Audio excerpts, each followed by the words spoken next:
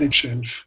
I want to begin by asking about charting the emotional journey, Paul's emotional journey, especially in the film. And there are many different layers to this throughout the process, from what you're taking from the book, what's in the script, the storyboards that you talked about when you introduced the film, and then also working with Timothy.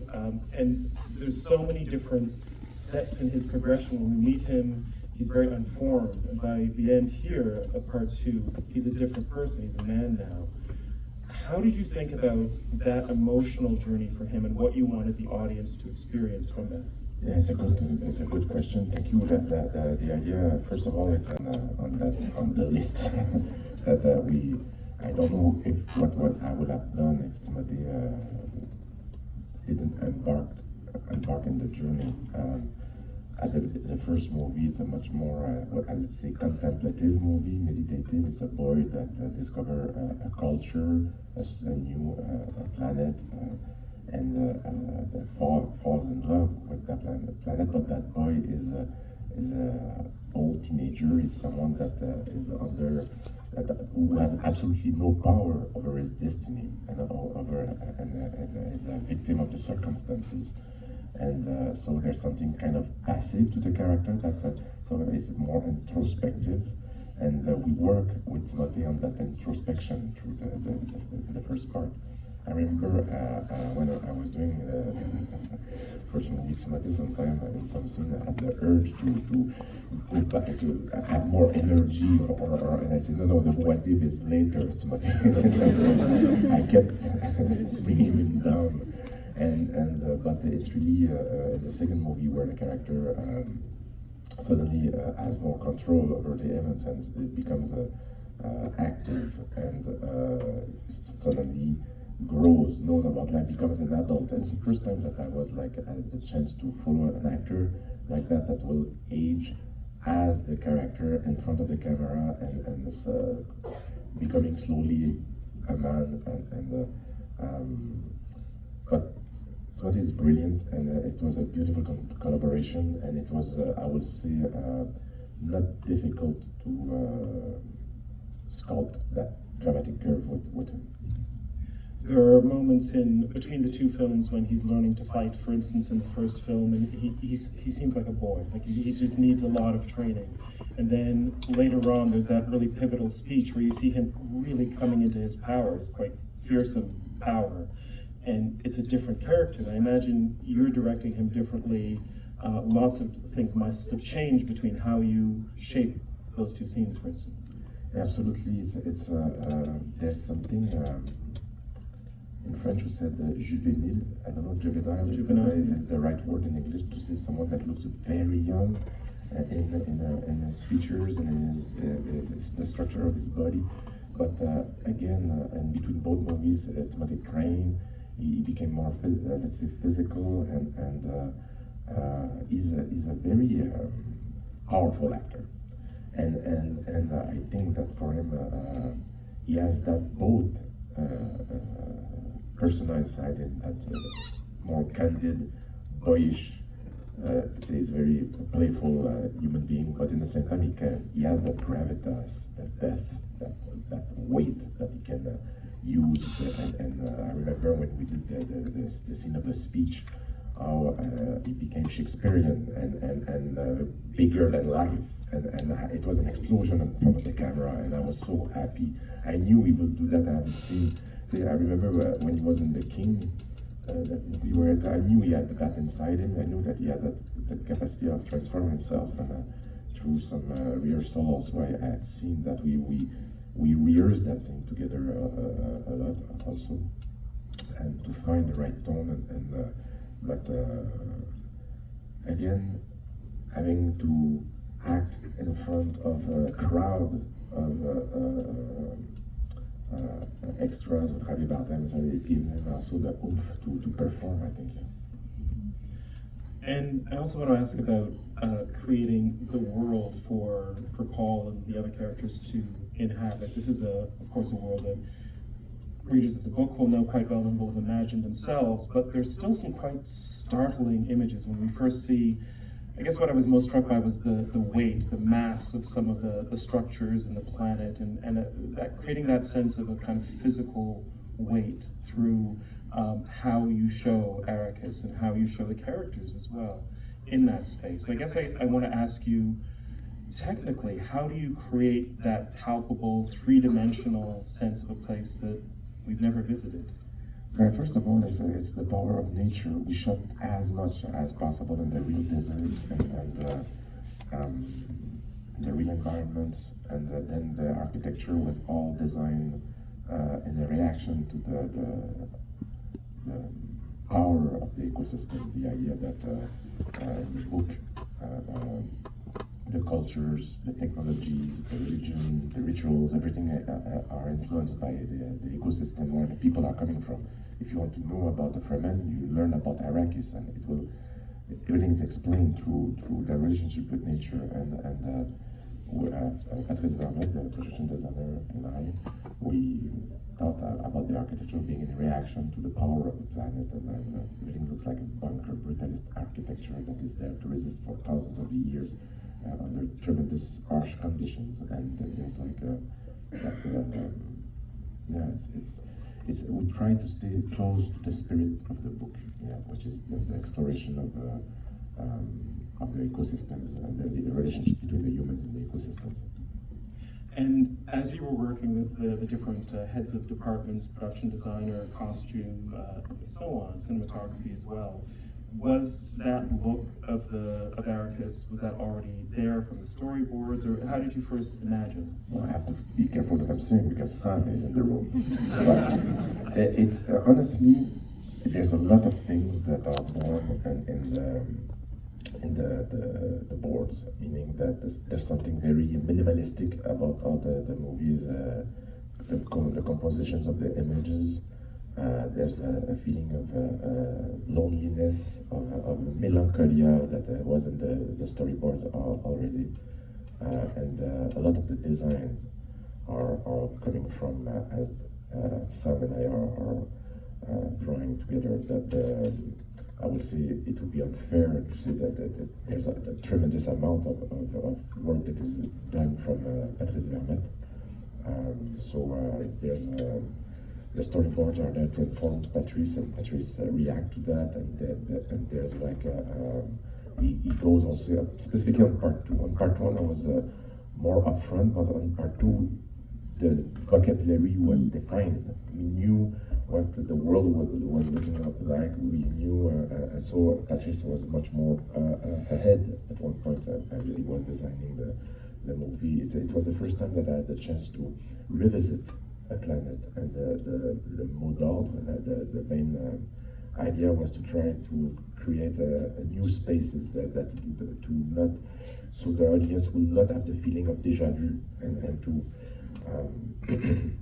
so there was it was easier in prep for part two because we knew where we were going, we knew how to do it, and it was more ambitious, but we had the recipe to do it. Yeah.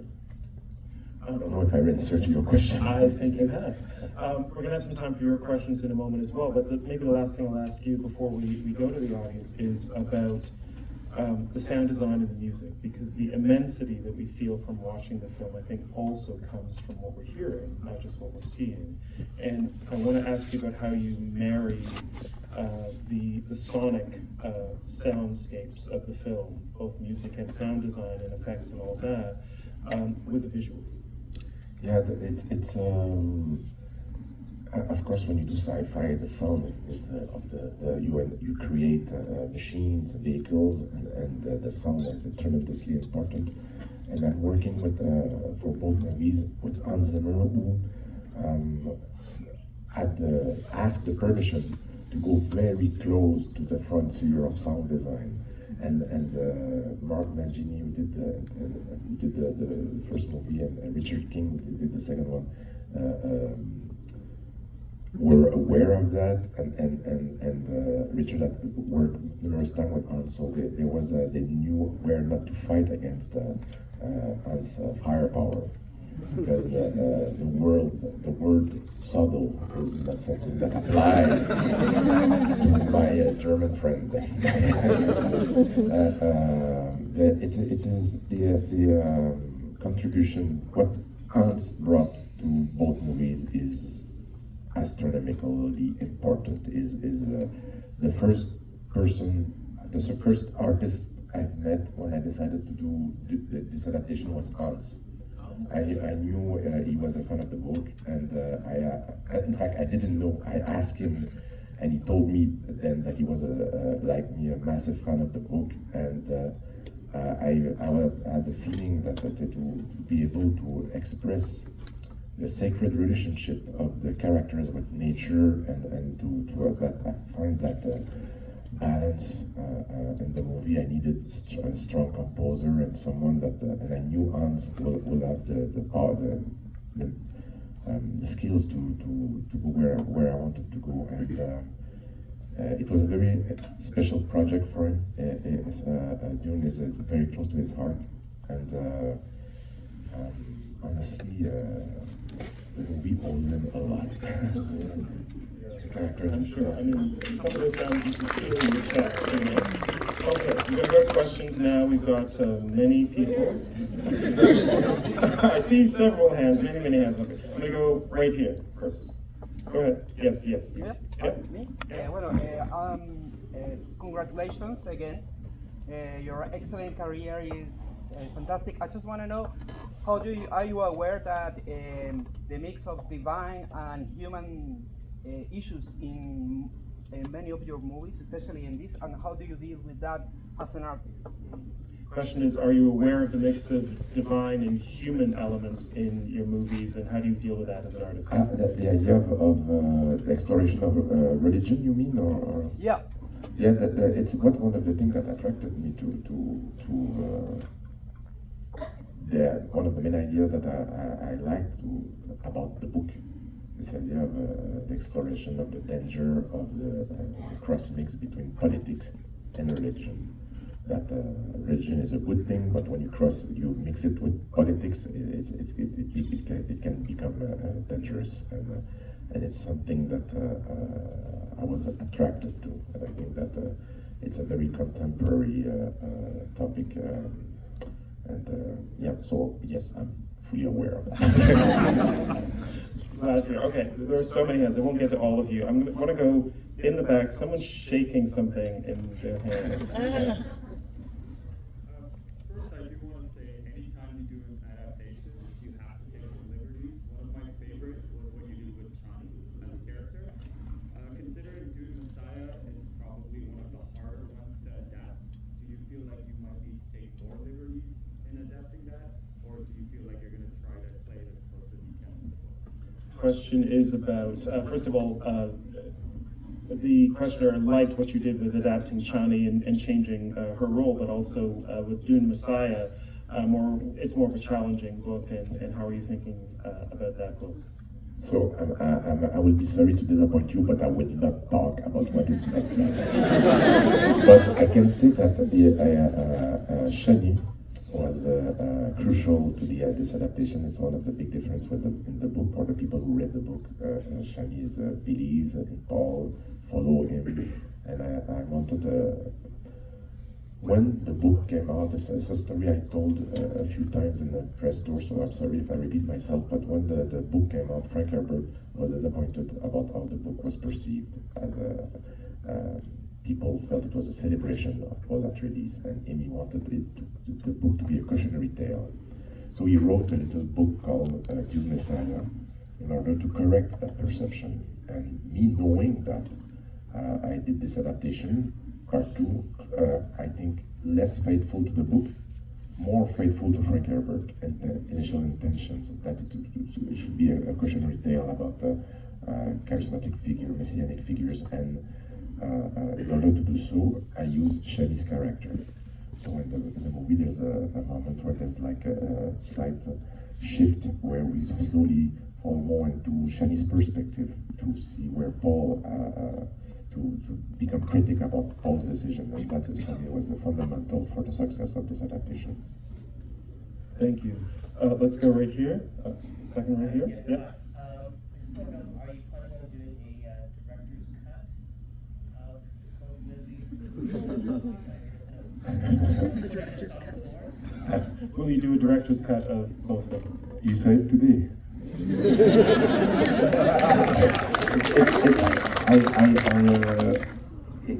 I'm myself in the cutting room. I work with Joe Walker, the editor, but I love editing, and I think very severe with my own material. And when it's on the cutting floor, it's dead, and it's going away for specific reasons, and the movie rejects scenes sometimes, and when you finally finish the final cut, it's the movie is alive. There's blood that is going on. It's in the veins. It walks by itself. You cannot touch it again. I need to talk to Francis Ford Coppola.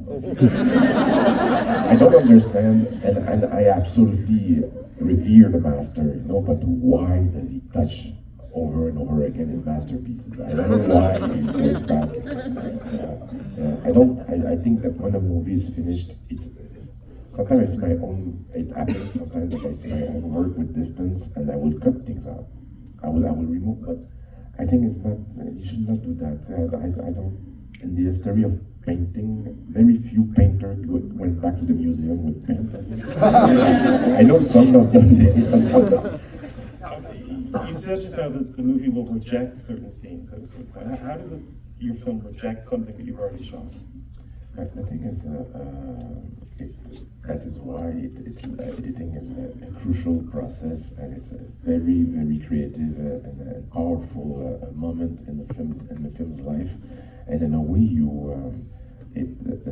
there are things that when you shot them, that became more powerful that was what was on paper, and sometimes a character looking at the other character, you don't need a 3-minute monologue, because you feel that what he expressed with just the way his presence is more powerful, and that's it, and that's what I would say. Thank you. Okay, time for just a few more. We'll go right here. Hi, Cameron. Hi, Denis. Thank you for coming back. You've talked at length about Lawrence of Arabia and its influence on this film. I'm wondering, you haven't ever been specific about the chronology. Was Dune for you first, and then you saw Lawrence of Arabia, and then you saw Star Wars?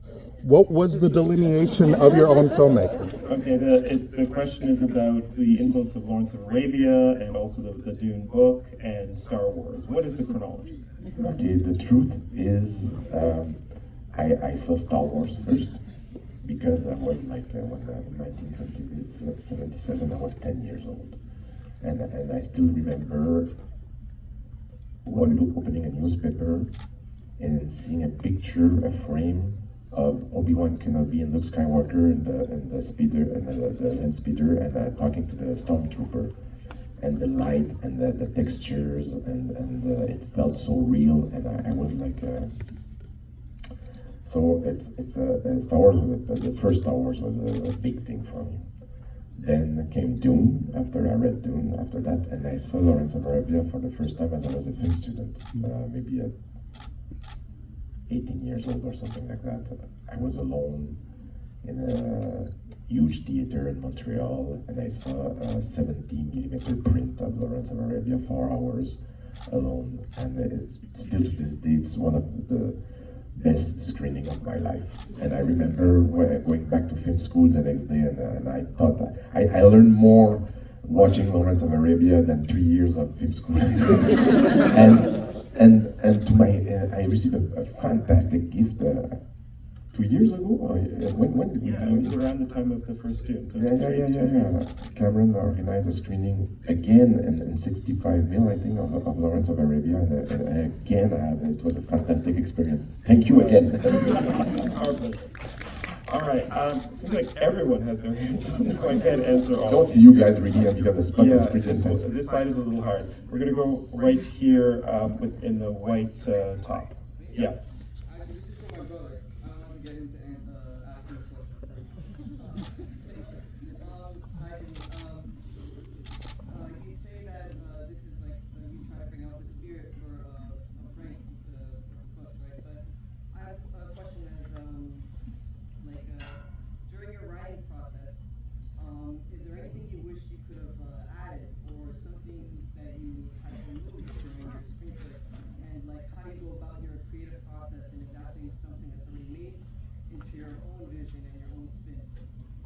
Thank you for your question. In adapting Frank Herbert's book, were there things ever that you thought you wanted to add to what he'd written, or things that you needed to take away from the book? And how do you go about the process of adaptation? First, when you adapt, it's a very harsh process. I had to kill a lot of darlings, a lot of things I loved about the books, but more specifically, for the people who know the book, there are like many schools of thought, or the Mantat, the people that in Dune, humanity has reached a level of perfection, and there are different school of thought, and one of them is the Mantat. They are like human computers. We see to figure out in part one. I wish I could have been able to bring it back in part two. It became very fussy and complex, so I could not bring it back to figure out, and it's something that I wish I could have done. But I will say that both movies are radically Bene Gesserit adaptation. They are like focused on the Bene Gesserit sisters. Thank you. Okay, we'll go for just two more. We'll go way in the back. Waving doesn't always help, so let's go to someone who is in the back corner, hand was going like that just now. Yeah, that's you. First of all, thank you so much for coming. I just think this is a very special experience for everybody here. Thank you. Talk a bit about the costume design and if that was a collaborative experience for you, because there's so much of the narrative weaved into the costume design that isn't really explicitly set. Questions about the costume design, and so much of the narrative is woven into the costumes. Can you talk about developing that side of the film? I worked with a costume designer. Her name is Jacqueline West, and Jacqueline is well known for period movies.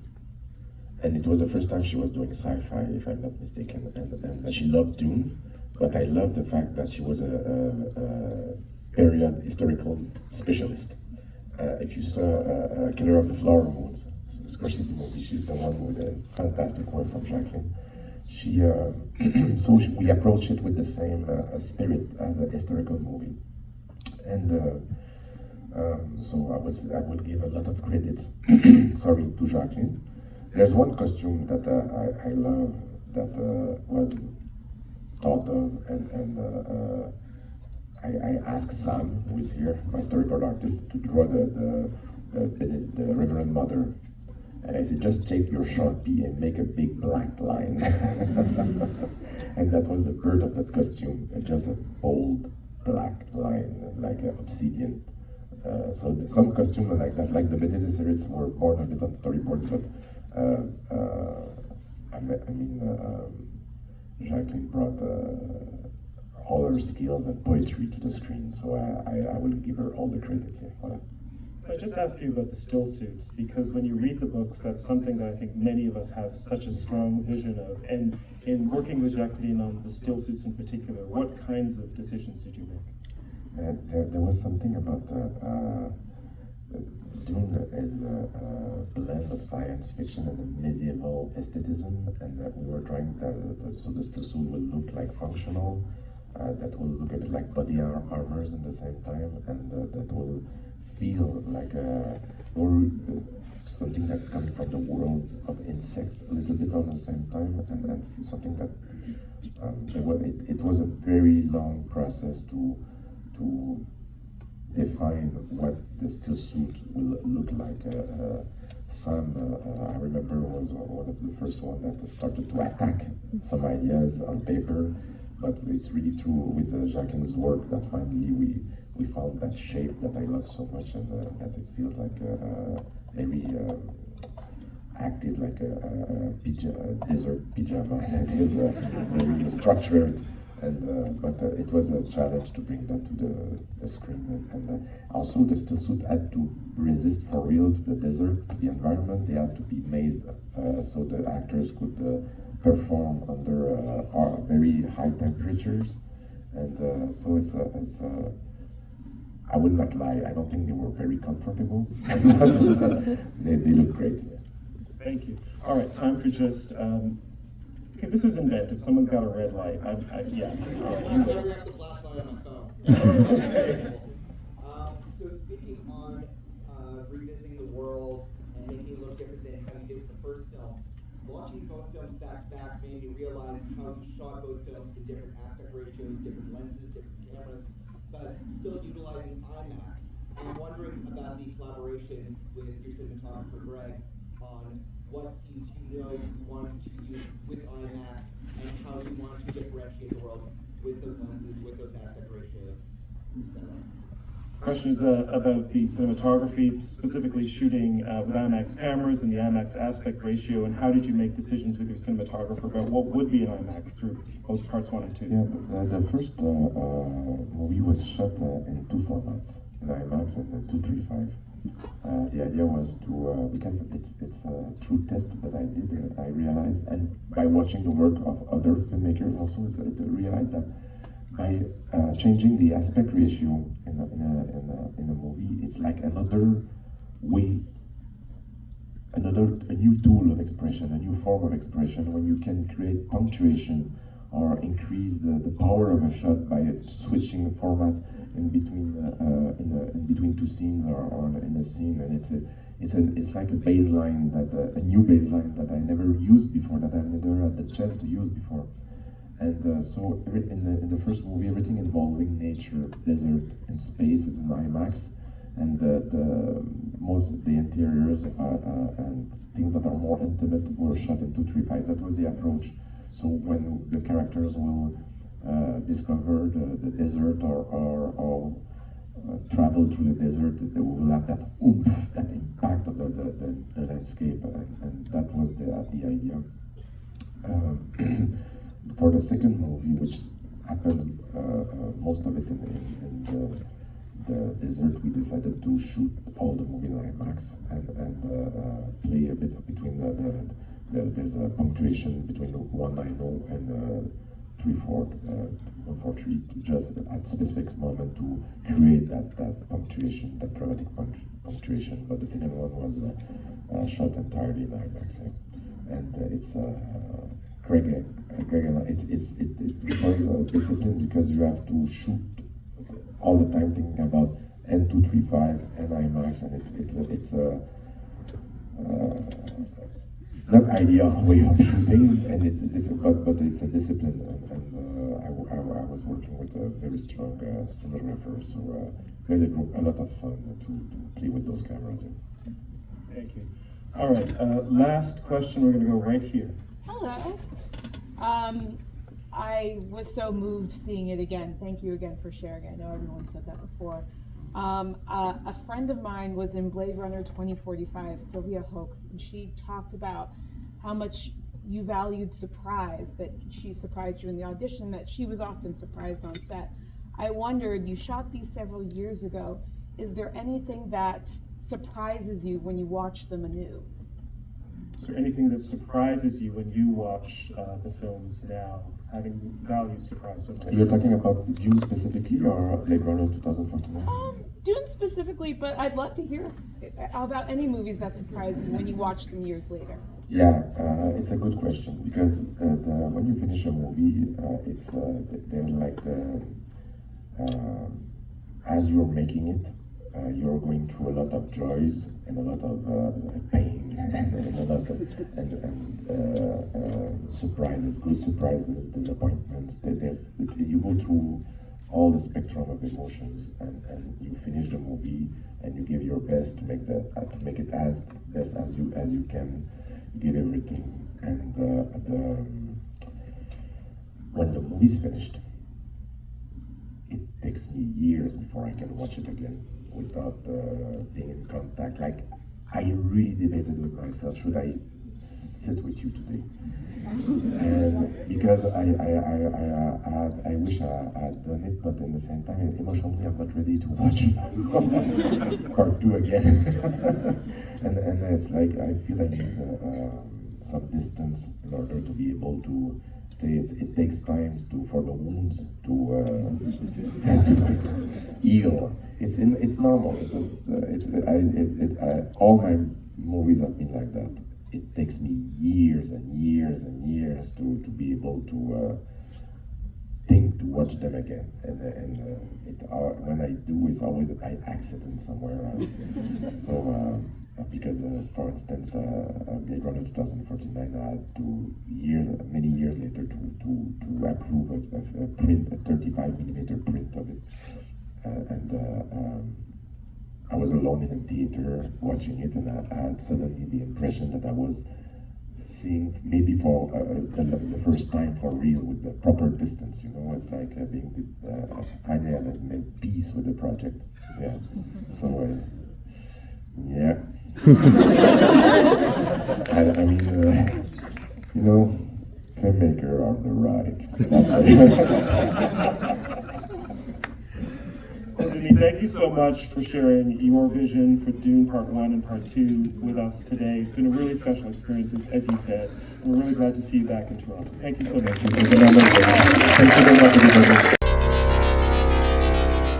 Excellent.